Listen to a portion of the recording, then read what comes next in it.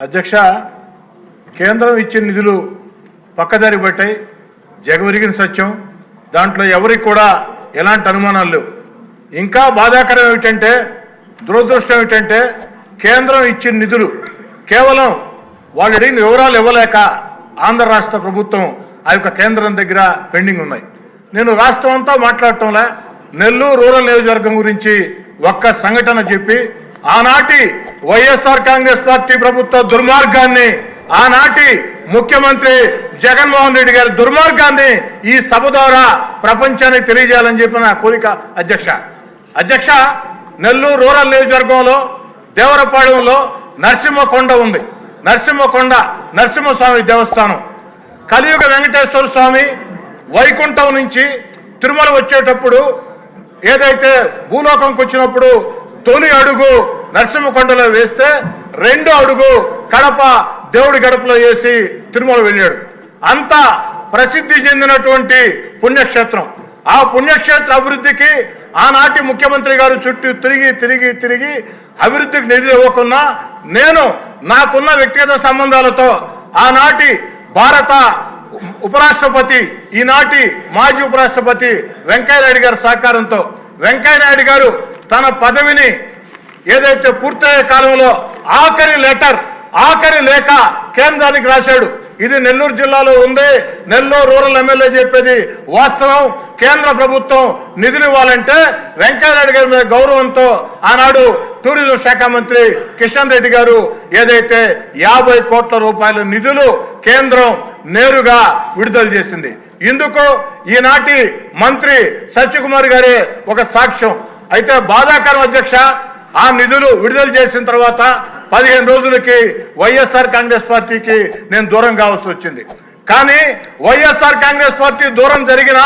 ఖచ్చితంగా నరసింహస్వామికి న్యాయం చేస్తారు దేవుడి మీద నమ్మకం ఉండేవాళ్ళు ఈ పని ఎవరో కూడా ఆపరం భావించా కానీ ఆనాటి ముఖ్యమంత్రికి ప్రజల మీద నమ్మకం లేదు దేవుడి మీద నమ్మకం లేదు దుర్మార్గంగా దాన్ని ఆపేశాడు అనేక సార్లు ఆనాటి ముఖ్యమంత్రి పేషి అధికారులకి ఎందుకంటే ఆనాటి ముఖ్యమంత్రి పేషి అధికారులు ఫోన్లు చేస్తే ఫోన్లు ఎత్తుకోరు ఎమ్మెల్యేలు ఫోన్లు చేస్తే గుడ్ మార్నింగ్ గుడ్ నైట్ మెసేజ్లు పెట్టి ప్రతిరోజు కూడా వెంటబడినా అతిగెత్తి లేదు ఈ రోజు అది ఏ స్థాయిలో ఉంది ఎక్కడ ఉంది ఏదైతే నెల్లూరు రూరల్ నియోజకవర్గంలో ఒక భారతదేశంలోనే విశిష్ట దేవస్థానం దేవరపాడెం నరసింహకొండ దేవస్థానం కేంద్రం ఇచ్చిన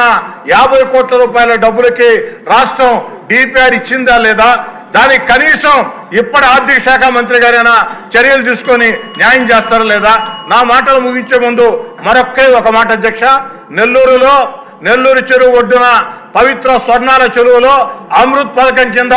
ఆనాటి ముఖ్యమంత్రి చంద్రబాబు నాయుడు గారు 2014-19 ముందు అదేవిధంగా పొంగూరు నారాయణ గారు ఎంతో చొరవ తీసుకుని నిధులు విడుదల చేశారు ఎన్టీఆర్ నెక్లెస్ రోడ్ అని చెప్పని కానీ కొంతమేరకు పనులు పూర్తయిన తర్వాత ప్రభుత్వం మారింది ఆ పనులు ఆగిపోయినాయి అయినా దాన్ని పూర్తి చేయాలని ఆనాటి ప్రభుత్వం ఎన్టీఆర్ గారి పేరు ఉంటే నిధులు విడుదల చేయదని నేను ఎన్టీఆర్ నెక్లెస్ రోడ్ మరియు గణేష్ ఘాట్ అని ఆనాటి ప్రభుత్వం తృప్తి కోసం అదనంగా పేరు చేకూర్చి అనేక ప్రయత్నాలు చేసిన తర్వాత టెండర్లు పిలిచారు కాంట్రాక్టర్ టెండర్ వేశాడు కాంట్రాక్టర్ టెండర్ వేసిన తర్వాత అగ్రిమెంట్ చేసుకున్నాడు కానీ పనులు ప్రారంభించాల ఇది ఎంతవరకు న్యాయం నేను అడిగేది ఒకటే అమృత్ పథకం రాష్ట్ర ప్రభుత్వం డబ్బు కాదు కేంద్రం డబ్బు మ్యాచింగ్ గ్రాంట్ మాత్రమే రాష్ట్ర ప్రభుత్వం ఏదైతే నరసింహకొండ దేవస్థానం 100% కేంద్రం డబ్బు అమ్మ పెట్టదు అడుక్కు తిన్నది అన్నట్టు ఈనాడు ఆనాడు చేసిన ప్రయత్నాలకి అడ్డం పడ్డారు ఈనాడు ఈ యొక్క ప్రభుత్వంలోనైనా ముఖ్యమంత్రి గారిని ఆర్థిక శాఖ మంత్రి గారిని పొంగూరు నారాయణ గారిని ప్రత్యేకంగా కోరుతూ ఉన్నా ఆ పనులు మొత్తం కూడా పూర్తి చేయాలని చెప్పని ఎందుకంటే ఇవన్నీ యువ నాయకుడు నారా లోకేష్ గారు పాదయాత్రతో నెల్లూరు జిల్లాకు విచ్చేస్తే నెల్లూరు నడిబొడ్డున వేలాది మంది సమక్షంలో నారా లోకేష్ గారు నెల్లూరు రూరల్ నియోజకవర్గంలో ప్రజలకు ఇచ్చిన హామీల్లో ఈ 2 హామీలు కూడా ఉన్నాయి అని గుర్తు చేస్తూ వీటిని నెరవేర్చాలని కోరుచూ సెలవు తీసుకుంటూ ఉన్నా